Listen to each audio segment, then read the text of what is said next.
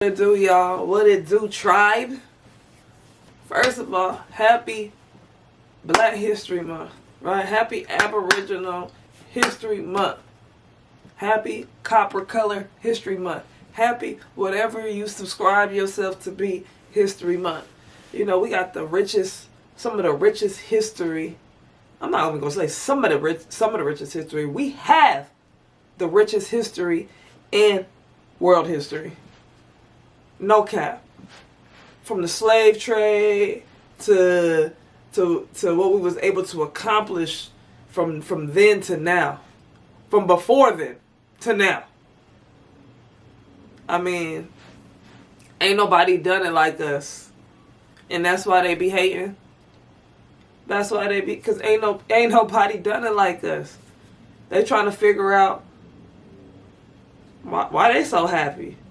We try to break their spirits. Can't nothing break the tribe of Judah spirits, baby. We built like that. We them chosen people. It don't matter how hard you can try. It's never gonna happen. And I see, like, real quick, like watching Shakur Stevens put belt to ass to Teofimo Lopez. And then going back and doing the research and hearing what Teofimo said about, our people. And then seeing like he has Honduras roots and he looked like a mestizo himself. And him saying, they're dark, evil like or dark like their skin, right? I'm just like, what is people's obsession with melanated black people? I just don't understand that. It's just so weird to me. It's so weird that a skin color, right? A highly blessed skin color, right? Why are you always talking about your melanin? Because that's our blessing, right? That's one of our biggest blessings. Is this melanin that you guys hate on so bad, right? Nobody's thinking about y'all. To be honest with you, nobody's talking about your skin color. Like Kevin Gates said, I ain't about to argue with a motherfucker who can't even stay in the sun. So somebody that can't go in the sun without sunscreen, man, your opinion don't even matter to me, man. God don't even fuck with you that much, bitch. Peasants. But anyways, I'm here today to talk about a few things, right? I want to spend this month, giving honor to my ancestors, right? The ones that did before me, right? And I want to talk about some of the pivotal movements and moments in our history. And I want to recognize, like I said, and honor my ancestors in doing so. I had a whole episode planned where I had it from the beginning of, our Paleolithic adventure here until current. But you know what I'm going to do? I'm just going to break as much up as I can within, maybe in the next 3.5 weeks and make it shake. So today, what I really want to talk about is,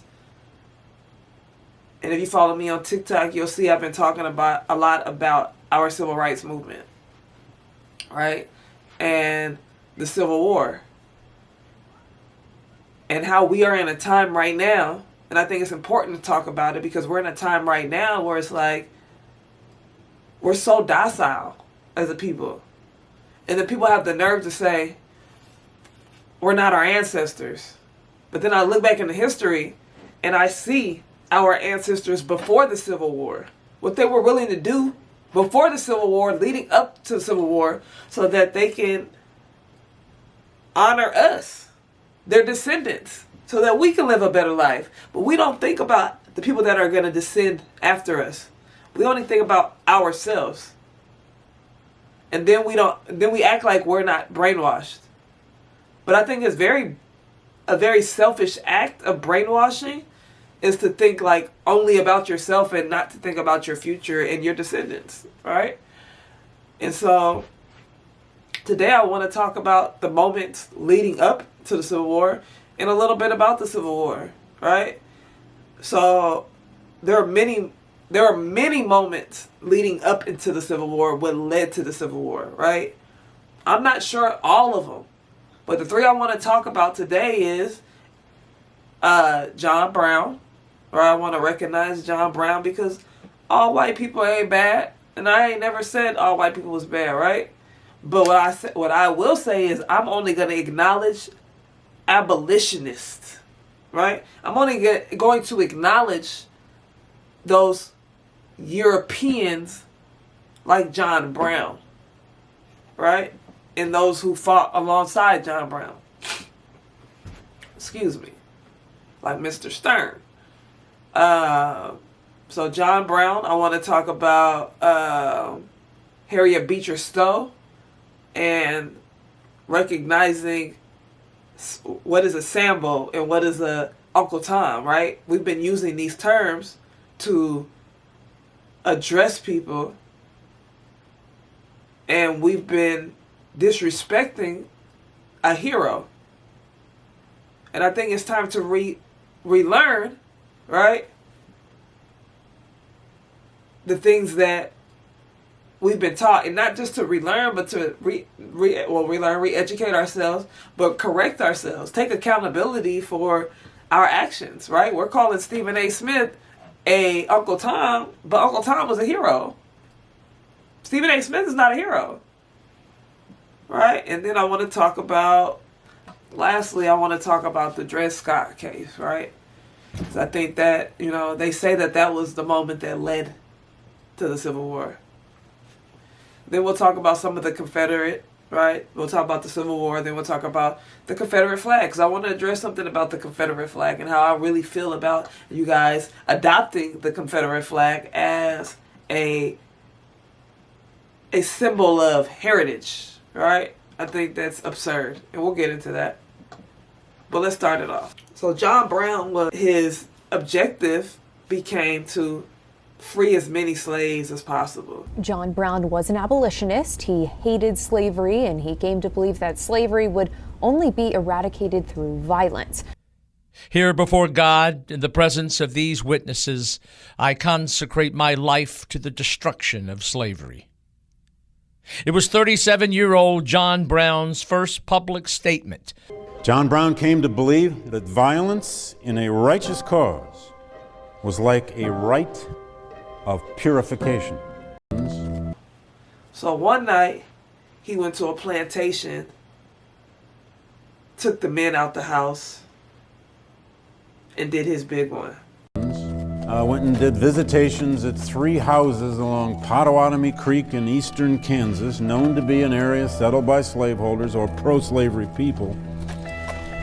And they dragged several men from their houses in front of their wives and hacked them to death, 5 men to be exact, hacked them to death with these huge broadswords and deposited their bodies on the front steps of their cabins. This was the Pottawatomie Creek Massacre. One of his friends gave him some weapons, and they decided that they were trying to get as many militant people as possible, right? They were trying to recruit as many people as possible. He's going to be the governor. And then he called a convention in May 1858 in Canada, Chatham, Ontario, to which he invited abolitionists now, black and white. And it was to be a recruiting convention, to recruit the men who would become part of his abolitionist army. 46 so-called delegates went to this Chatham convention, 13 of them white, the rest of them black. Most of the people attending it were fugitive slaves living in Canada who had escaped slavery in the United States, many of whom still had family back in the South. So that they can help free as many slaves. And they knew John Brown's ideology was you cannot have freedom without fighting.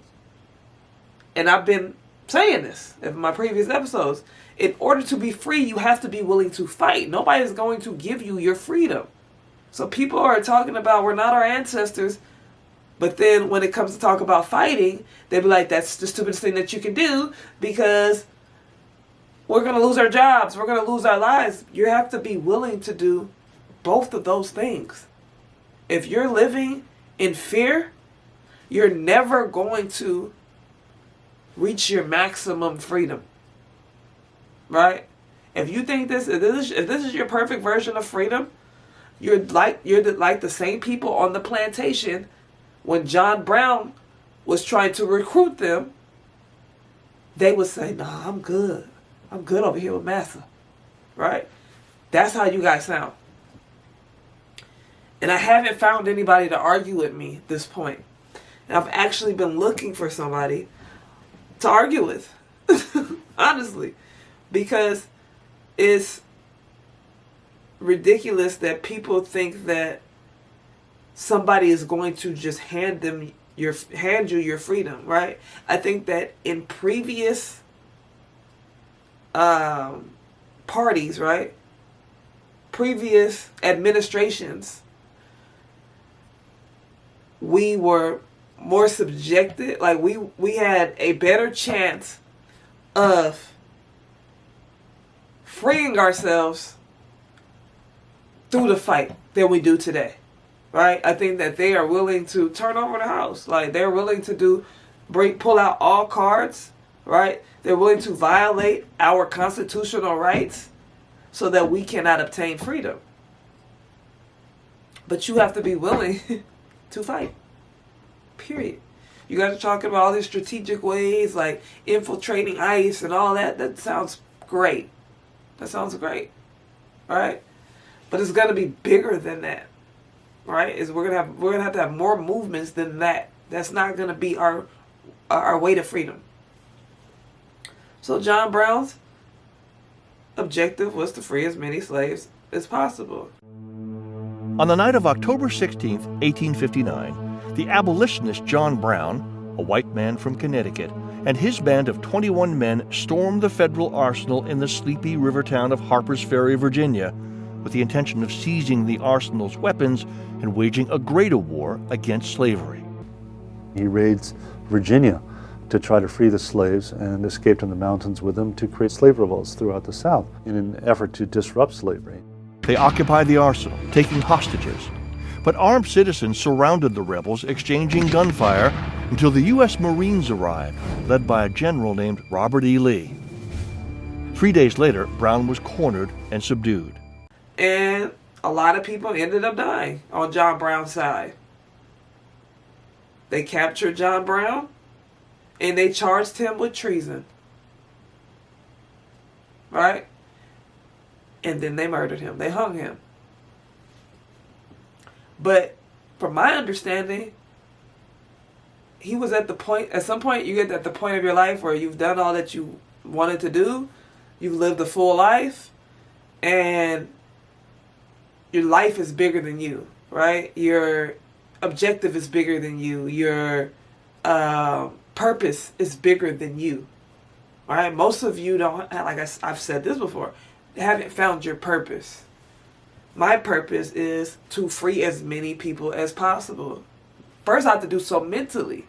I'm ready for whatever. I'm ready for whatever my people are ready for, but my people aren't ready for anything besides continuing to be in the conditions that they are in. Like, I'd rather be in my indigenous tribal ways. My people are not ready for that. I'd rather get all my shit back. I want all my shit back. Right? It's either going to be one way or the other for me. There's no this is in the middle. This is not working for me. So, respect to John Brown for saying, he thought morally slavery is wrong, it's unjust, and God wants us to get justice. And those were his beliefs. And he went out there and he did what he could. Right? Respect to him and the people that fought alongside him. The people that armed him. Respect to them. Then you go to Harriet Beecher Stowe. Right? The writer of Uncle Tom's Cabin. Who was based on Josiah, based on a true figure named Josiah Henson. Josiah Henson was a slave, and he was an abolitionist. So, I haven't read the book, but from my understanding is, the book is about a man who did everything for others. So when you had a quota to meet, for example, on the plantation, you're picking cotton, you need to come back with your satchel full of cotton. If it's not, you're getting beat. If people didn't have enough cotton to take back, Josiah would give him their cotton. He would give them his cotton. Right? Every day, Massa, this cracker, had Josiah beaten. Josiah was beaten by another character that we identify correctly as Sambo. So Josiah was beaten every day by Sambo. So we are identifying and calling people Sambos in the correct terms, but Josiah, who was a hero and an abolitionist in real life, we are not identifying correctly, right? An exhaustive bibliography of the real people behind her fictional characters. It included her primary inspiration for Uncle Tom. Josiah Henson was an individual who demonstrated extraordinary courage. He tried to help other people, especially whites in this country, to understand the reality of slavery. Inside of the book Uncle Tom's Cabin, you will learn about two characters. One, Uncle Tom, and the other, Sambo. Uncle Tom was a good dude. He never snitched. He never beat anybody. And he was the guy, if your sack was empty or your sack was low, he would take cotton out of his sack and put it into yours, just so you wouldn't get beat. Because he was so looked up to, he was so loved, and he was the man holding everything down, they had to put another slave in charge of him, and that slave was Sambo. Sambo's orders was to beat Uncle Tom every night, all the way up until his death. He befriends two other enslaved women, Cassie and Emmeline, who are desperate to escape Legree's control. Despite suffering severe beatings, Tom remains steadfast in his morality, offering kindness and spiritual guidance to those around him. Cassie and Emmeline escape using a clever disguise, and they later discover that Eliza is Cassie's long-lost daughter. Meanwhile, George Shelby, Mr. Shelby's son, arrives to buy Tom's freedom, but it is too late. Tom has been beaten to death for refusing to betray Cassie and Emmeline's escape. Before dying, Tom forgives Legree, demonstrating his unwavering faith and moral strength. That's a problem for me. And I've always heard people say, Uncle Tom was a hero, but once I heard people say that, I never did my research. But I stopped calling people Uncle Toms because I said, there's something I need to research. And until I research, right, it's a reason why people are saying, stop calling people Uncle Toms. Uncle Tom was a hero. Right? They rewrite history all the time to make our heroes seem like villains. Like when Gaddafi was trying to arm and fund American blacks to protect themselves and to rise up above their circumstances, and then Obama ordered the hit. Right? I'm not even gonna say Obama ordered the hit because I think this was way bigger than Obama. But because he was the commander-in-chief, he had to make the order. So for that's one thing about Obama that I do not appreciate. Right? Maymar has some extreme ideologies elsewhere. Possibly. But honestly, not really my concern. At this point, my concern is, this is the Donald Trump hands right here. My concern is that he wanted to fund black people, black Americans, $1 billion, and the government denied it. It's crazy. So anyways, moving forward, we villainize people that we should be honoring, right? So, in the story, Uncle Tom was eventually murdered because there were 2 women slaves, right? I think a mother and a daughter. And they wanted to escape and did escape. And when the master came and asked Uncle Tom where these people went, he refused to tell. And because of that, he was murdered. Now, Uncle Tom's Cabin, which I will be getting, it is very cheap. It's like $6 to $9. So everybody who's watching, go ahead and order that. This was a book that was banned in many places because of its impact on people that were on the fence about slavery. Either pro-slavery or not pro-slavery. Either they negated slavery, they didn't want, they were anti-slavery, right? Or people who may have been on the fence, or even people who were slave owners. Pro-slavery, it made them see how dehumanizing, right, and immoral slavery was. So the book was banned, I believe, in the, obviously, probably the southern states and probably maybe some of the northern states. I don't know. Because they said at this time, the book was hot on the press. They said the book was the hottest thing next to the Bible at this time. So we have to re-educate ourselves, right? We have to correct ourselves in history. Now, what later came and they started making Uncle Tom, you know, in Disney movies and characters as something else, that's propaganda, right? That's rewriting history like they love to do.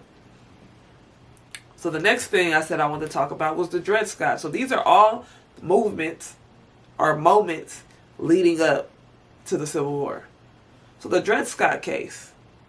Dred Scott and his wife, they were owned, they were slaves, they were owned. They lived in a free state, right, with their slave owners. So by law, they should have been free, but they weren't. It kind of reminds me of that movie with Keke Palmer and Common, Alice, right? And I'm not saying that you know how movies are, a lot of movies are based on true stories.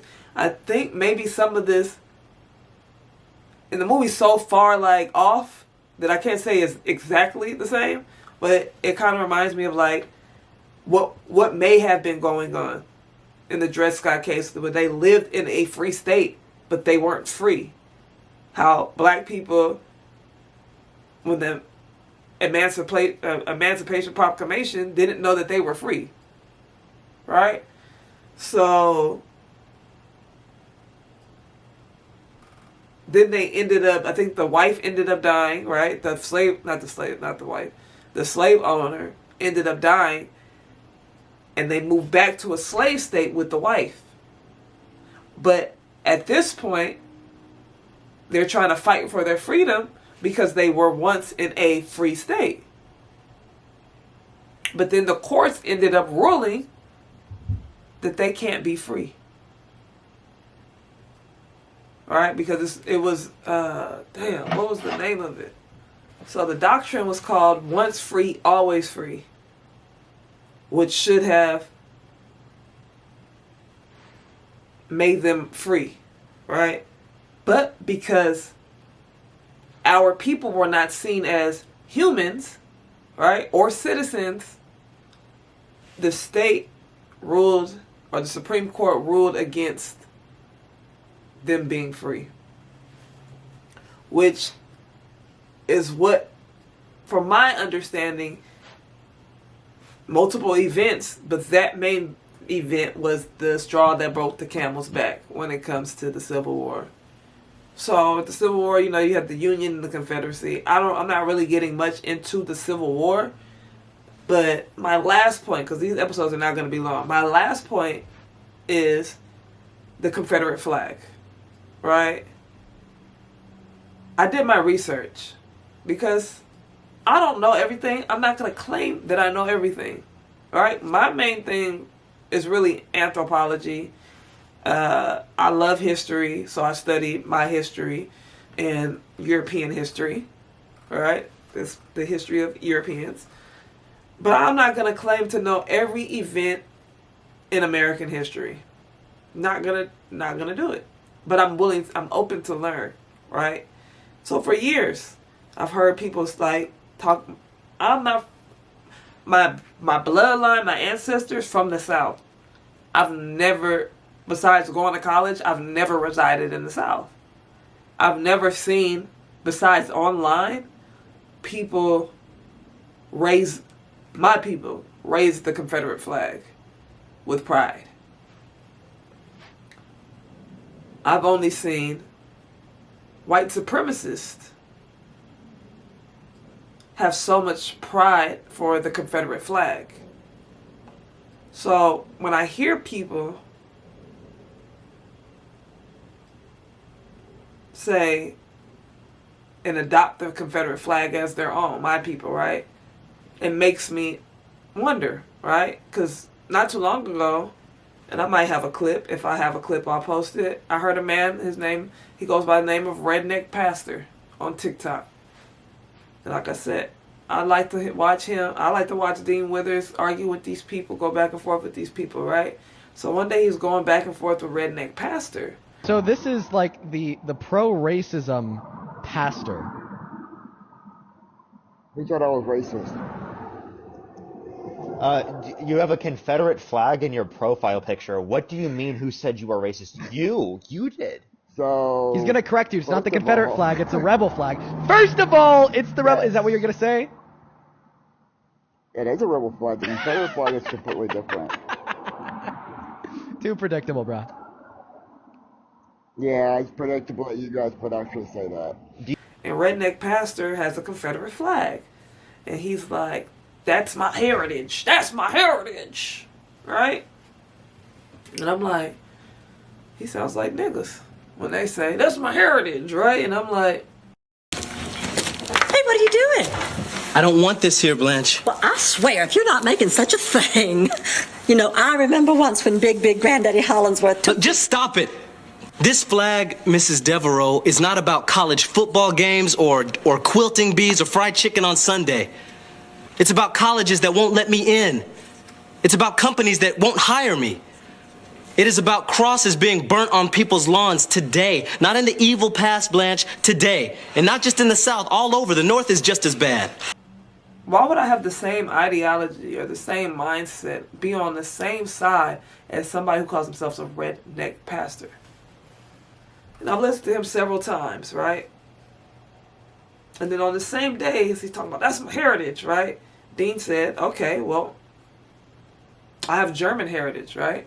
Would it be okay for me to fly a Nazi flag?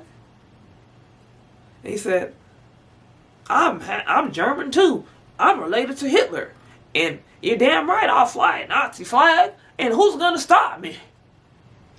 Right? And I said, these are the people that you align yourself with when you fly a Confederate flag. But I'm not just going to talk about it. I'm going to be about it. So what I'm going to do is, I'm going to educate myself on why you guys are claiming the Confederate flag as your own. Right? First of all, the Confederates were losers. So you want to tie yourselves with the losing team. It's crazy to me. When your ancestors fought with the Union for your freedom.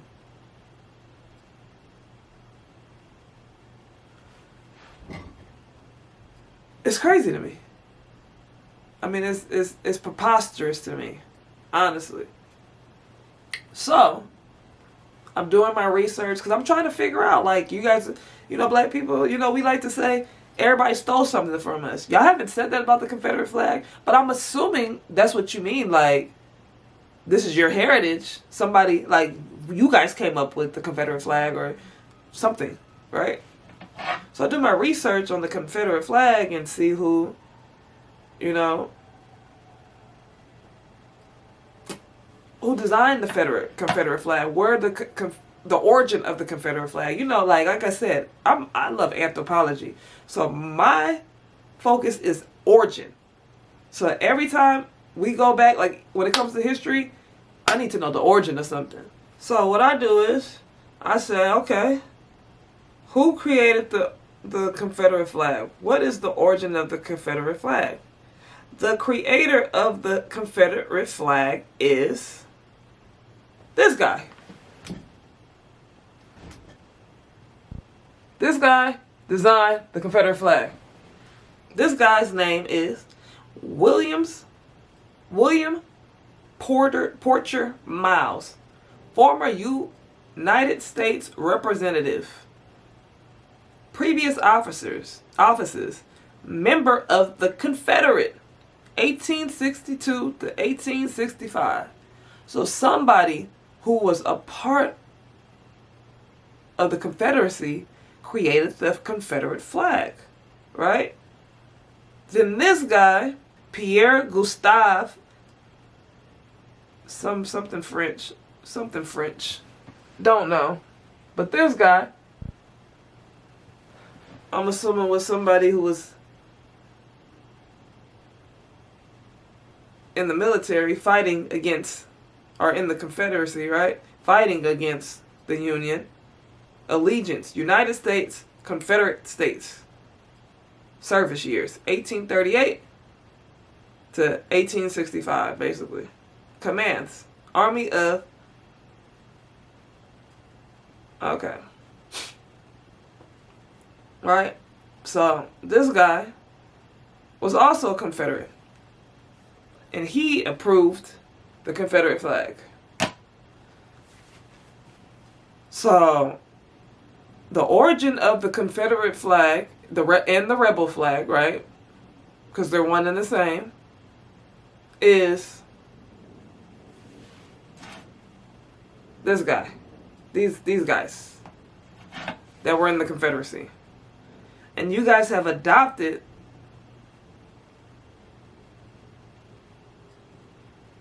these flags as your own, right? And then you guys were like, it's not the same thing.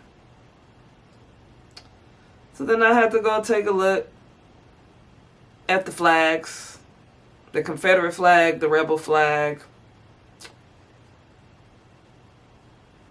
the Dixie flag.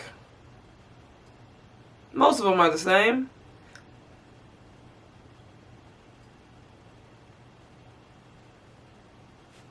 However, this is the rebel flag. However, the resemblance between the original Confederate flag and the American flag posed practical challenges on the battlefield, causing confusion amongst troops. Consequently, the Confederate Army adopted a more distinct flag known as the Confederate battle flag or the rebel flag. This new banner facilitates easy identification from distance and would even become a favored and national symbol.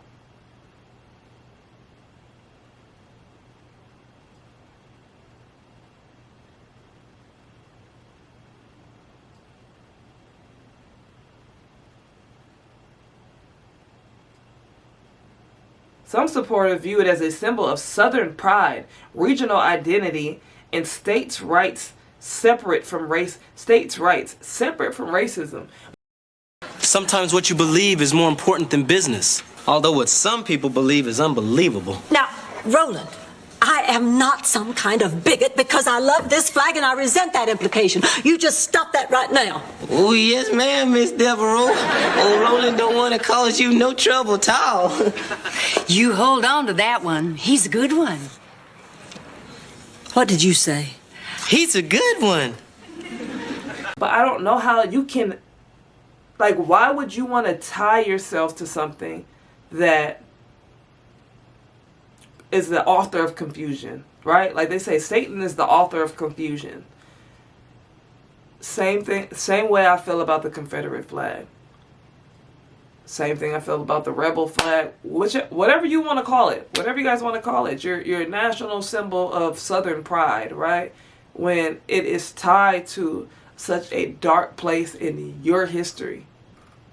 And I'm making such a long spewed out like a long conversation about it, because I really drawn out conversation about it because I really want to know why you guys are so committed to aligning yourself with your enemies. Like I said, and I hope I still have it, redneck pastor, it's a sign of heritage. And then you guys, it's a sign of heritage.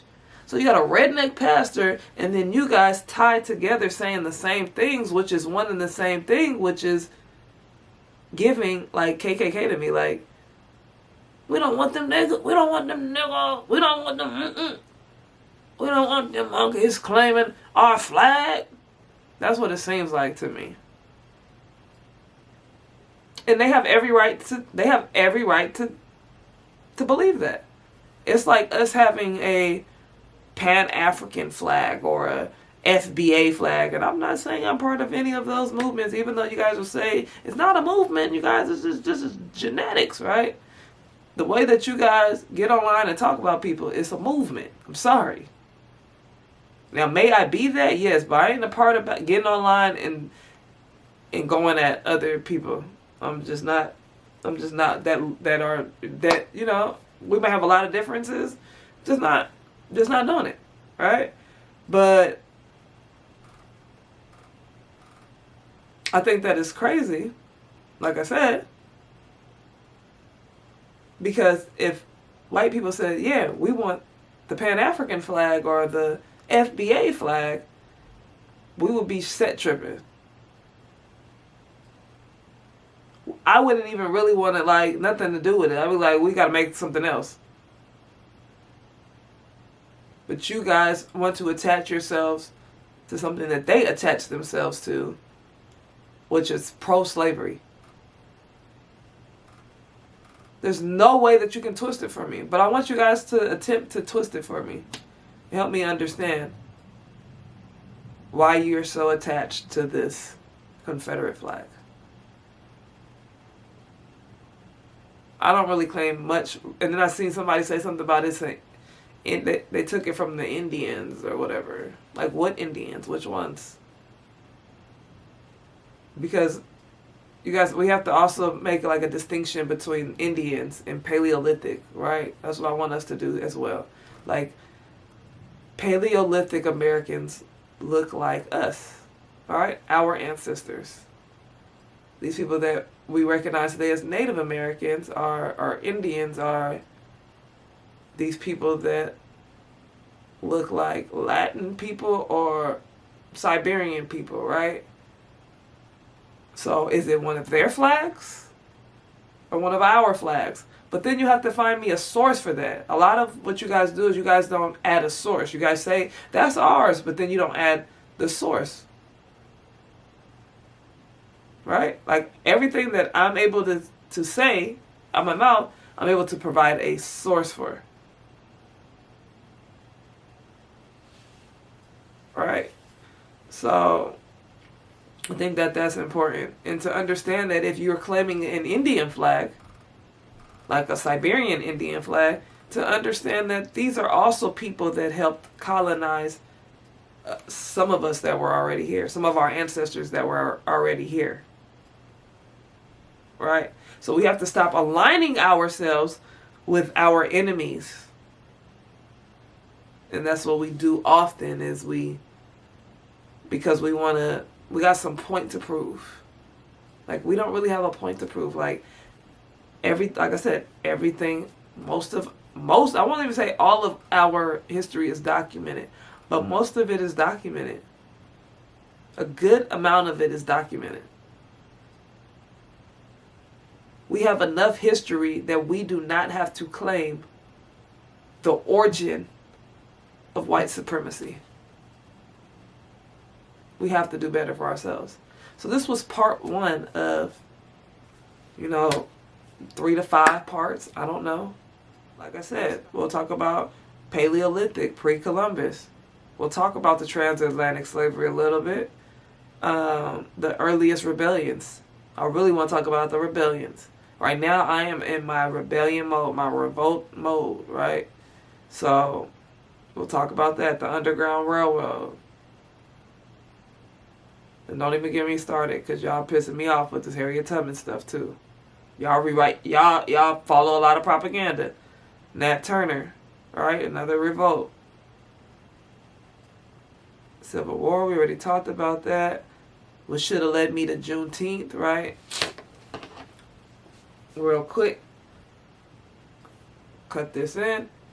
So, the Emancipation Proclamation, which was when we were supposed to, right? First of all, let's recognize that Abraham Lincoln was not an abolitionist.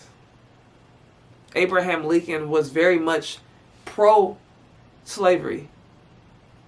His hand was forced. And that's why when he signed the Emancipation Proclamation, it was not really enforced that people were free. It wasn't until Juneteenth, right? Which is something that for a long time a lot of us didn't recognize. Because I hate to be the person, and this is another thing, it grinds my gears. It's starting to grind my gears. When people be like, I've been known. Okay, fucking know it all. First of all, half the time, I don't believe that y'all really been known shit. But if you did, what were you doing to spread that information? You don't have to be a fucking ultra-crepidarian. You don't have to know everything. And then be knowing nothing at all. Right? With that information, help your people learn the information about themselves. Like today, I said, I believe that it was crazy, that it is crazy, that we have aligned ourselves with the Confederate flag, knowing the origin. And then I gave you the origin of the Confederate flag, the origin that I know. So if there's another origin, like I said, the Indian origin that you guys claim, please put that on the table for me. But do not align that Indian flag, if that's what it is, with some Siberians. Because then I'm going to tell you to kindly fuck off. Anywho. So, I'm happy that we have our own now. Juneteenth, right? We're celebrating it. They're trying to colonize Juneteenth. They're trying to colonize everything. They in the stores selling you red, black, and white, freaking whatever. Like red, black, and green. Black, red, and green. Tablecloths. What? You're not going to benefit off the backs of my people with your corporate greed. Please don't be buying that shit. We do not need tablecloths for the barbecue. I mean, we do need tablecloths for the barbecue, but we don't need their tablecloths for the barbecue. Right? Anywho. So, to continue, I want to talk about that. I want to talk about Jim Crow and the disenfranchisement of our people. Plessy versus Ferguson, the Voting Act, redlining and discriminatory practices, Brown versus the Board of Education, and my girl Ruby Bridges.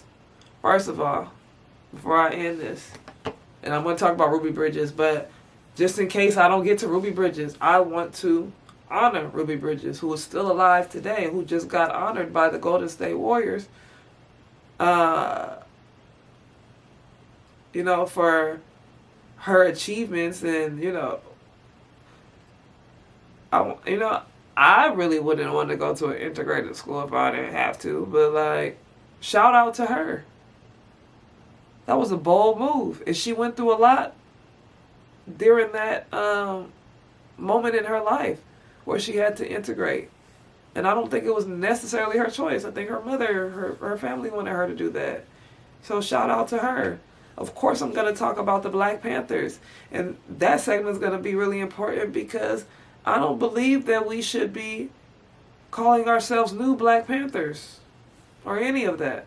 Unless we are descendants of the original Black Panthers And even then, I don't know, because just like Dr. Sebi, I don't think that all of his kids are, you know, aligned with his values. So I think unless we get the crown, because we still got Black Panthers alive, Angela Davis, we still got some of the original Black Panthers alive. So unless they, you know, anoint us with those titles and really, really, really sit down with us, game plan, they really the voice of the act, the movement. If they not that, it's okay to be original. You got 1,000, a million names you can come up with. You don't have to take their name. You can follow their 10-point programs, etc. And we're going to get into that. We're going to get into that. We're not even going to get into that right now. We're going to get into that later. So stay tuned. I will be back. Peace.